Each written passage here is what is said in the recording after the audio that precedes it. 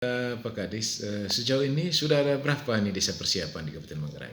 Desa persiapan ini ada 52 desa. Baru-baru ini kita telah melaksanakan verifikasi faktual yang dilaksanakan oleh Kementerian Dalam Negeri melalui Dirjen Bina Pemerintahan Desa. Iya, iya. Jadi kita masih satu tahapan lagi, yaitu tahapan klarifikasi.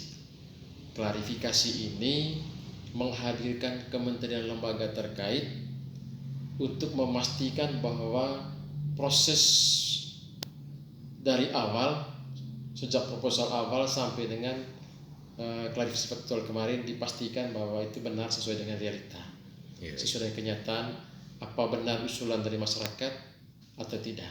Ya. Itu kira-kira gambarannya terkait dengan klarifikasi. Ya, kemudian targetnya kapan kira-kira desa persiapan ini menjadi desa definitif, Pak Kadis? Baik, kalau kerinduan kita mesti definitif tahun ini, tahun 2026 ini. Apakah dia di bulan Oktober, November, Desember? Tapi itu kerinduan kita. Ya, ya.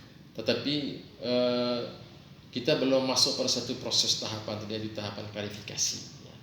Setelah tahapan klarifikasi, baru kita bisa menentukan atau memastikan bahwa definitif kira-kira bulan Oktober atau bulan November. Tapi yang paling pasti adalah kami akan mempersiapkan dokumen untuk klarifikasi faktual di Kementerian Dalam Negeri dengan melibatkan kementerian lembaga terkait di Jakarta. Siap. Ya, terima kasih. Selamat siang, Pak Kadis. Oke, selamat siang.